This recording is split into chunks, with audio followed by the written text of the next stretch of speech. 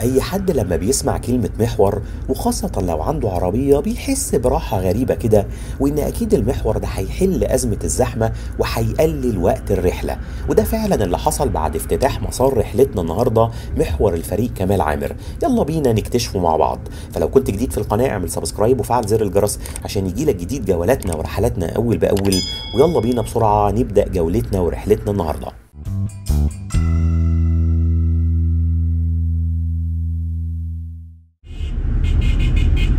هنبدأ رحلتنا من هنا من شارع البحر الأعظم واحنا في منطقة المنيب في الجيزة، وهنطلع مباشرة على الطريق الدائري المنيب في اتجاهنا لبدء محور جديد ومهم جدا في مصر.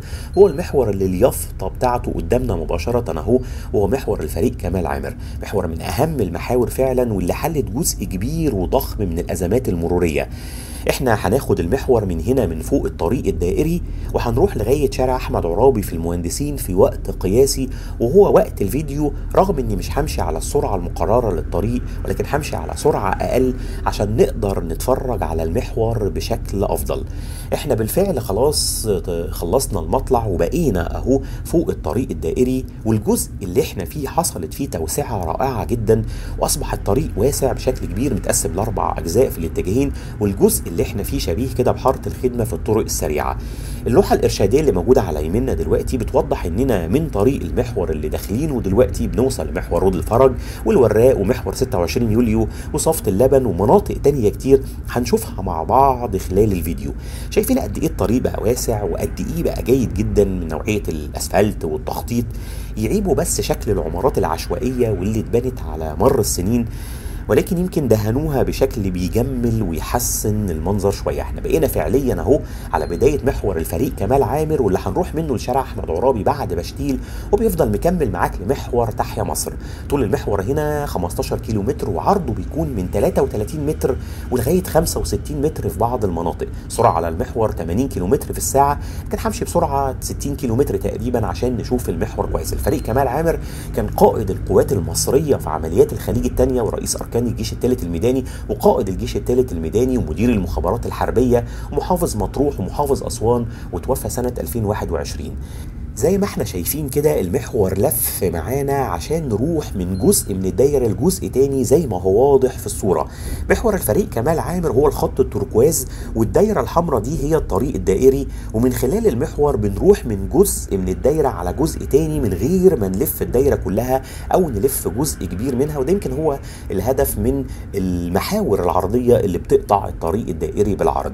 يمكن المحور هنا كان اسمه محور الزمر او محور ترعه الزمر، لانه ماشي بالفعل في جزء كبير من مسارها، لكنه تحول اسمه لمحور الفريق كمال عامر تقديرا للقائد المصري. وده شبيه باللي حصل لمحور الفردوس واللي اتسمى محور جيهان السادات تقديرا للراحله زوجة الرئيس الاسبق انور السادات. صراحه المحور هنا يمكن اهميته ما تقلش ابدا عن اهميه محور جيهان السادات. زي ما شفنا كده بقى طلعنا الكوبري ونزلنا وبقينا في نهر طريق المحور، واللي يمكن بيعتبر أول محور مروري حر بيربط بين شمال وجنوب الجيزة، ويعتبر هو حلقة وصل جديدة. طول ما احنا ماشيين هحاول اوضح لكم المعالم اللي هتقابلنا يميننا وشمالنا، وهحاول اوضح لكم المناطق اللي احنا بنعدي منها خلال طريقنا جوه محور الفريق كمال عامر. مناطق كتيرة جدا موجودة في محافظة الجيزة، هتستمتعوا جدا وهتحسوا انه يمكن قدامنا اهو مخرج لشارع ترعة الزمر، واللي زي ما قلت لكم من شوية ان المحور كان اسمه محور الزمر في الاول، لكنه اتغير اسمه لمحور الفريق كمال عامر. من خلال المخرج ده بقى تخرج منه، ممكن توصل منه لشارع ترسا وشارع خاتم المرسلين وشارع الهرم، يعني عدد كبير جدا من المحاور. وزي ما حضراتكم بتشوفوا احنا بننزل من على كوبري وبنمشي سطحيا شوية، وبعدين بنطلع على كوبري تاني. كل اللي احنا بنعمله ده عشان نعدي طبعا محور كوبري العمرانية هو اللي تحتينا، موجود تحتينا دلوقتي، ويمكن شارع التلاتيني موجود على شمالنا، واحنا موجودين في منطقة العمرانية العمرانيه.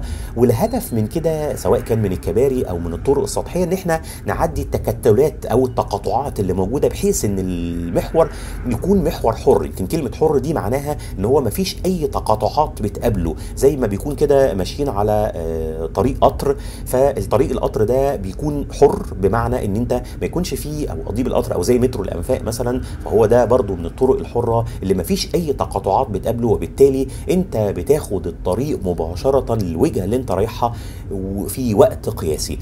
احنا بعد ما عدينا مخرج ترعة الزمر، دلوقتي بقى داخلين على تقاطع مهم جدا، وهو مسجد خاتم المرسلين اللي موجود على ناصية شارع خاتم المرسلين، واحنا ما زلنا موجودين في العمرانية. وطبعا احنا عارفين ان امتداد شارع خاتم المرسلين ده هو شارع ترسا او شارع انور السادات، وهو اللي بيوصلنا لابو الهول وبيوصلنا لمنطقه الاهرامات وبيوصلنا لميدان الرمايه. ما زلنا موجودين في محور الفريق كمال عامر، الانجاز الكبير جدا اللي حصل في مصر في الفتره الاخيره، واللي يعني بصراحه مقلل وقت الرحله من منطقه لمنطقه زي ما هقول لكم دلوقتي حالا. كنت بقول لكم ان المحاور العرضيه دي الهدف منها ان انت بدل ما تلف الدايره كلها، فانت بتاخد الطريق بالعرض كده، بحيث ان انت توصل للمنطقه اللي انت عايز تروحها بشكل اسهل. يمكن الموضوع ده شبيه بقناه السويس وطريق راس الرجاء الصالح. عايز اقول لكم بس ان تحتينا دلوقتي هو شارع الهرم، وعلى يميننا مسجد نصر الدين اللي موجود بعد نفق الهرم مباشره، وبنكمل طريقنا جوه محور الفريق كمال عامر. وعايز اقول لكم ان احنا دلوقتي داخلين مباشره بقى كان على جزء معلق كده او جزء معدني من محور الفريق كمال عامر، وهو الجزء اللي بيعدينا مباشره كوبري فيصل. يعني احنا هنبقى اعلى كوبري فيصل. عارفين طبعا كوبري فيصل اللي موجود في نهايه شارع فيصل مباشره، وبنطلعه وبيوصلنا لشارع السودان، وممكن نوصل منه على كوبري جيزه ومنه طبعا لمناطق تانية كتير. فالجزء ده زي ما حضراتكم شايفين هو جزء معدني، واحنا علينا قوي قوي لغايه ما بقينا موجودين فوق كوبري الملك فيصل، وهو اللي موجود تحتينا مباشره دلوقتي. وبعديه مباشره بيكون المحور ده موازي لشارع السودان، وبتكون جامعه القاهره العريقه هي اللي موجوده، او الحرم بكلياتها المختلفه هي اللي موجوده على يميننا دلوقتي. ما زلنا في الجزء العلوي، وزي ما شايفين كده تحتينا مباشره شارع السودان. زي ما كنت بقول لكم الموضوع شبيه بقناة السويس، يعني المحاور دي شبيهة بقناة السويس وطريق رأس الرجاء الصالح، لأن السفن قبل قناة السويس اللي طالعة من الهند وجنوب آسيا كانت بتلف في المحيط الهندي طريق طويل جدا عشان توصل للبحر المتوسط. لكن وزي ما هو واضح في الصورة قناة السويس سهلت الموضوع تماما وقللت المسافة، وعن طريق البحر الأحمر ربطت قناة السويس البحر الأحمر بالبحر المتوسط بشكل سريع جدا، قللت وقت ومسافة وتكلفة. وده اللي حاصل بالظبط في المحاور العرضيه اللي بتقطع الطريق الدائري زي مسار حلقتنا النهارده. العيب في المحور ربما يكون يمكن في بعض المناطق في عمارات ملاصقه تماما لمحور شق طريقه جوه المنطقه السكنيه. طبعا تم هدم عدد كبير من العمارات في طريقه وتم تعويض اصحابها، لكن طبعا العمارات القريبه من الطريق بتعاني. ولكن والاهميه الطريق اعتقد ان كل شيء يهون. يمكن المحور كمان قلل كتير من زمن الرحلات، وبيقضي على التكدس المروري. احنا تحتينا اهو كوبري ثروت ومحور صفت اللبن المشهور والمهم جدا في المنطقه اللي احنا ماشيين فيها دلوقتي. ويمكن زي ما بقول لكم المحور قلل كتير من زمن الرحلات، وبيقضي على التكدس المروري سواء في ميدان الجيزه او في محور 26 يوليو او في محور صفت اللبن. كمان المحور هيدي يعني قيمه استثماريه وحضاريه، لانهم هيستغلوا المساحات تحته، هيعملوا متنزهات وخدمات مختلفه للمواطنين. عايز اقول لكم ان طول الطريق الدائري واللي هو الدايره الحمراء في الصوره اللي قدامكم حوالي 91 كيلومتر، وبيعدي نهر النيل مرتين عشان طبعا ينقلنا من القاهره للجيزه والعكس، زي وظيفه كباري قصر النيل والجامعه وامبابه وعباس والجلاء والملك الصالح وغيرهم من الكباري اللي بتعدي نهر النيل. وزي ما احنا شايفين بنطلع كوبري وبننزل منه سطحيا جوه الطريق اللي زي ما قلت لكم هو طريق حر مسار حلقتنا النهارده. وعشان في الجيزه كثافات مروريه رهيبه بيمر فيها وحواليها الطريق الدائري، ده خلى اهميه كبيره لعمل محاور مروريه جديده، وبالذات في الجيزه عشان تربط اجزائها مع بعض. زي ما حضراتكم شايفين شارع التحرير هو اللي موجود على يميننا او تحتينا دلوقتي، وشارع ترعة زنين هي اللي موجود على شمالنا، واحنا موجودين في وبلاء الدكرور. الانتقال من شمال الجيزة لجنوب الجيزة من الوراق ومبابة لغاية ما توصل المنيب تقريبا حوالي 25 كيلومتر كنت هتمشيهم، وهي مسافة كبيرة جدا عشان بس تروح من شمال الجيزة لجنوبها. طبعا عشان الطريق دايري فبنلف حوالين الدايرة عشان نوصل للمكان اللي احنا عايزينه، لكن لو خدنا الطريق في خط مستقيم المسافة هتقل من 25 كيلومتر ل 13 كيلومتر بس. والطريق اللي احنا فيه او الطريق اللي كان بيربط الاول بقى الشمال بالجنوب هو طريق كورنيش النيل، والطريق اللي احنا فيه هو بيؤدي نفس الغرض. تخيلوا بقى، خلينا ناخد الموضوع بتخيلا كده، لو كنت عايز تعمل كده وتروح من الوراق للمنيب عن طريق الكورنيش، كنت هتعدي على كوبري رود الفرج والكيتكات وكوبري 15 مايو والعجوزة وكوبري 6 اكتوبر والدقي وكوبري قصر النيل وكوبري الجلاء وكوبري الجامعة وكوبري عباس، وتفضل ماشي في شارع البحر الاعظم لغاية ما توصل للمنيب. عايز اقول لكم ان على شمالنا دلوقتي تحتينا ناهية، وفي مخرج اهو من المخارج المهمة والشهيرة على محور الفريق كمال عامر، وهو المخرج اللي بينزلنا على شارع جامعة الدول العربية المشهور جدا في المهندسين، وتحتينا كوبري بولاق الدكرور، ولسه ماشيين في الشارع المهم جدا واللي قضى على كتير من الكثافات والتكتلات المرورية اللي كانت موجودة في الجيزة. ومشوار طويل ومراحل مهمة بنعديها، وتحتينا كان معظم الأجزاء أو المناطق اللي بنعديها دي كانت زحمة في معظم أوقات النهار والليل. وزي ما بقول لكم طول يعني كان طريق الكورنيش لو كنا خدناه بديلا عن محور الفريق كمال عامر كان هيبقى حوالي 15 كيلو متر، لكن طبعا المشوار ده حتى لو الطريق فاضي كان مش هيقل عن نص ساعة، وممكن يوصل لساعة الا ربع. لكن زي ما حضراتكم شايفين وشوفوا احنا وصلنا للمهندسين اهو، ما عدناش 10 دقايق وانا مش ماشي بسرعة الطريق اللي هي 80 كيلو متر، انا ماشي على سرعة 60 كيلو متر. وبالتالي لو مشيت على سرعة الطريق في الغالب هتوصل مباشرة لشارع احمد عرابي اللي فيه في نهاية رحلتنا في حدود 10 دقايق او 11 دقيقة بالكتير. زي ما قلت لكم طول ما احنا ماشيين بوضح لكم التقاطعات اللي بيعدي عليها محور الفريق كمال عامر. طبعا عدينا تقاطع مع الطريق الدائري في المنيب، وعدينا شارع ترسا، وعدينا شارع الهرم، وعدينا شارع فيصل، وعدينا جامعة الدول العربية وبولاق الدكرور وشارع التحرير وشارع السودان، وعدينا دلوقتي كمان او موجودين دلوقتي في ارض اللواء. يعني عدد كبير جدا من التقاطعات المهمة جدا اللي بنعدي عليها. يمكن كمان عدينا محور صفت اللبن، وعدينا محطة مترو جامعة القاهرة وجامعة القاهرة. ويعني زي ما انتم شايفين كده دي بقى المخرج، مخرج تاني هو مخرج محطة بشتيل الجديدة، محطة القطارات الجديدة. وزي ما انتم شايفين بقى فوقينا دلوقتي مكان من او محور 26 يوليو الشهير والمهم جدا في المنطقة اللي احنا ماشيين فيها، وبرضو الطريق الحر اللي احنا فيه ومحور الفريق كمال عامر بيعدينا محور 26 يوليو. يعني بصراحة انا لما طلعته يمكن كنت اول مره انا بصوره واول مره اطلع بالفعل المحور ده، بصراحه انا انبهرت من المحور، وبصراحه فعلا مهم جدا. وطبعا هو هيكون ليه مخارج اكتر، يمكن انا ما وضحت بعض المخارج انا وضحتها، لكن في بعض المخارج التانية اللي لسه تحت الانشاء عشان تنزلك في المناطق اللي احنا عدينا عليها. زي ما انتم شايفين يمكن محطة القطار بتاعت بشتيل الجديدة هي اللي موجودة على يمنا دلوقتي، واحنا موجودين برضو فوق كوبري. هنعدي الكوبري ده وبعدين هننزل مرة تانية وهنرجع على الطريق الدائري، ومن الطريق الدائري هنروح على شارع احمد عرابي. يعني محور الفريق كمال عامر ليه مطلع ومنزل من والى ارض اللواء، وليه مطلع ومنزل بجوار محطة قطارات بشتيل اللي لسه شايفينه، ومطلع ومنزل عند ترعة الزمر في العمرانية وشوفناه في طريقنا، ومطلع ومنزل في ناهية، ومطلع ومنزل عند جامعة القاهرة، ومطلع ومنزل عند المنيب زي ما شفنا في بداية رحلتنا.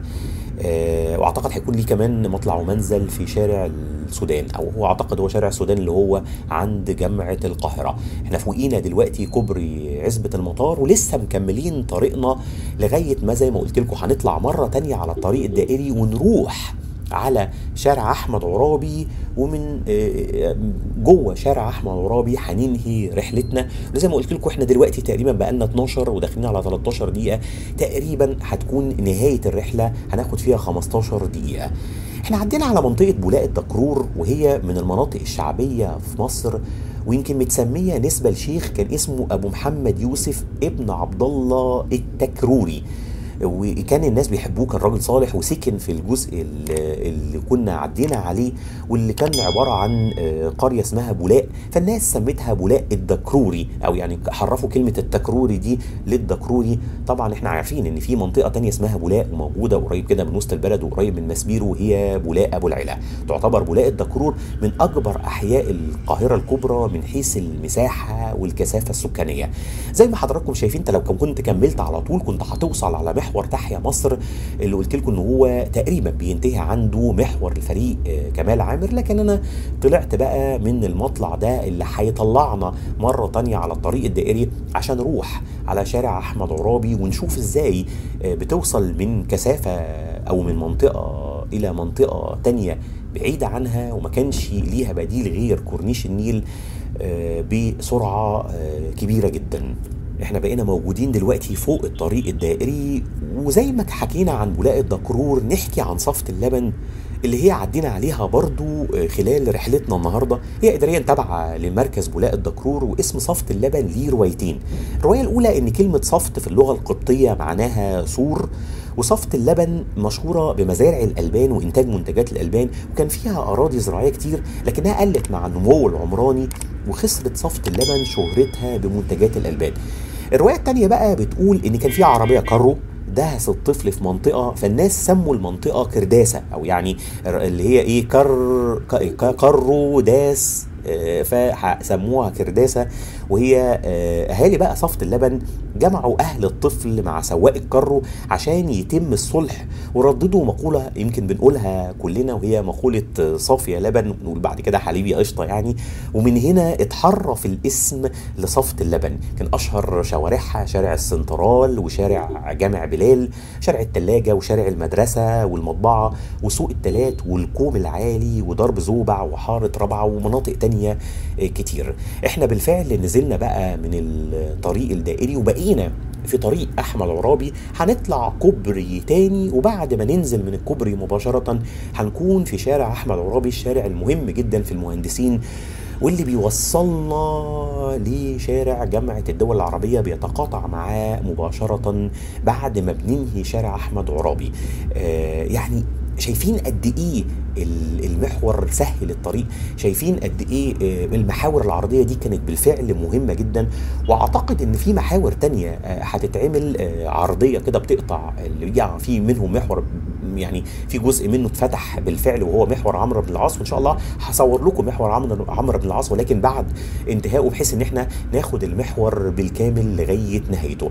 احنا بالفعل كده خلصنا النفق اللي عدينا عليه وراجعين او داخلين على ننزل بقى من فوق الكوبري ده على شارع احمد عرابي، وزي ما قلت لكم هو الشارع اللي هنهي من عنده رحلتي النهارده.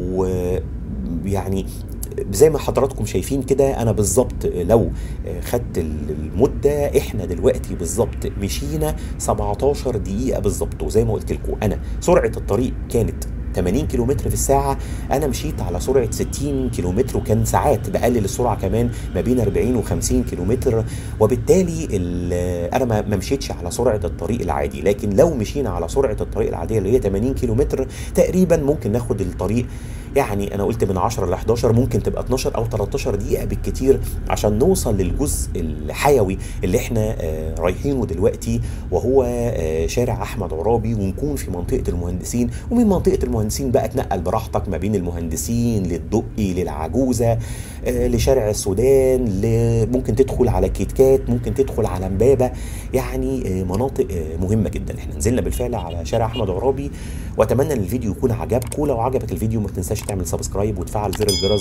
وتعمل لايك للفيديو، ما تنساش تعمل لايك للفيديو عشان ينتشر بشكل كبير. وشكرا لكم والسلام عليكم ورحمة الله وبركاته.